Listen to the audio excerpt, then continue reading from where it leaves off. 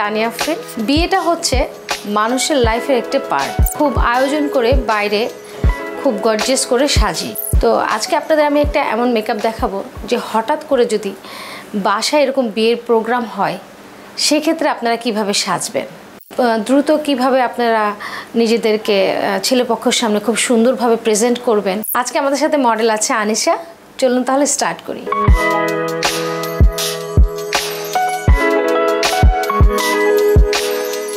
প্রথমে আগে ওর ফেসটা আমরা ক্লিন করে নিয়েছি। এরপরে ময়শ্চারাইজার অ্যাপ্লাই করব, প্রাইমার অ্যাপ্লাই করব এবং চোখের নিচে ডার্ক সার্কেল থাকলে আমরা এবং স্কিনে যে পিম্পল আছে, একটু ব্ল্যাক যে পোর্সগুলো আছে, এগুলো ঢাকার জন্য আমরা একটু অরেঞ্জ ক্যারেক্টার দিয়ে নিব। এরপর আমরা ফাউন্ডেশন দিয়ে মেকআপটা শুরু করে দেব। আমরা একটু ব্রাশ দিয়ে ওর পুরো ফেসে একটু ময়শ্চারাইজার অ্যাপ্লাই করে নিচ্ছি। চোখের নিচে উপরে যে জায়গাগুলো আপনার খুব ড্রাই হয়ে আছে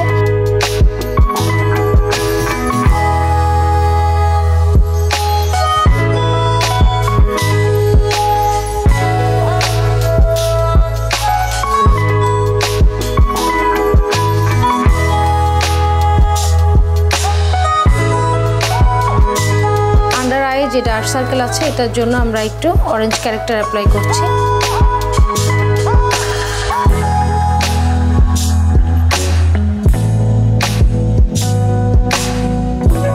একদম লাইট একটা বেস করা হবে ওর ফেসে, মনে হবে যে মেকআপ করেনি, খুব হালকা করে।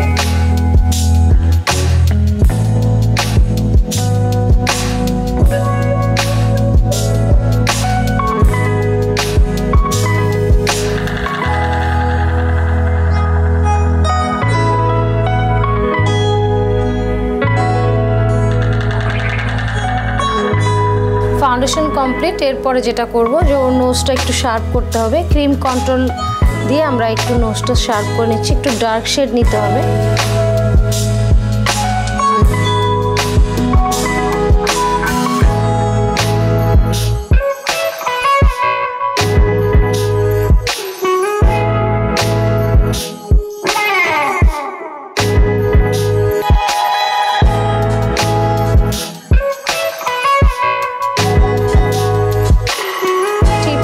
মেকআপটা সেট করে ফেলতে হবে পাউডার দিয়ে। এরপরে এক্সট্রা পাউডারগুলো আমরা ঝেড়ে ফেলছি।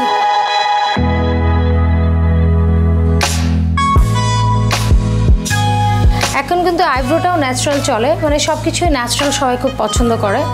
তো আমরা এটা খুব বেশি ডার্ক টোন করব না, ন্যাচারাল করে শুধু যেই জায়গাগুলো ওর আইব্রোসটা একটু কম আছে সেই জায়গাগুলোকে আমি ফিল আপ করবো।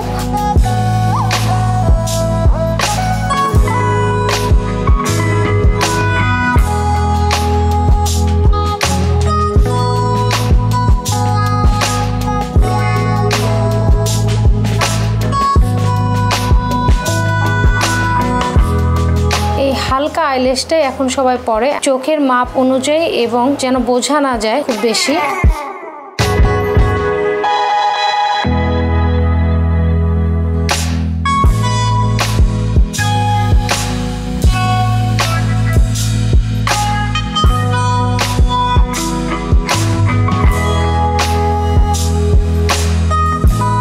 একটু গর্জিয়াস দেখানোর জন্য আমরা একটু শ্যাডো গ্লিটারটা অ্যাপ্লাই করছি।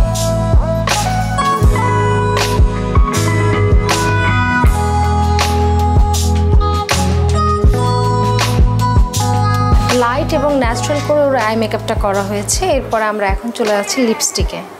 লিপস্টিকে প্রথমে আপনারা যেটা করবেন, অবশ্যই ঠোঁটটা আগে এঁকে নেবেন।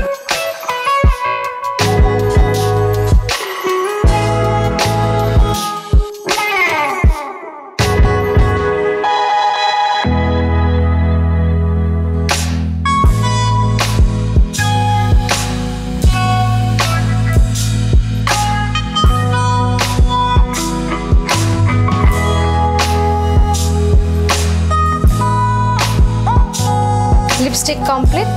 এরপরে আমরা ওর হেয়ারটা সেট করব এবং ছোট্ট টিপ এবং অর্নামেন্টস পরিয়ে দেখব ওকে আজকে এই কাবিন লুকে কেমন লাগছে।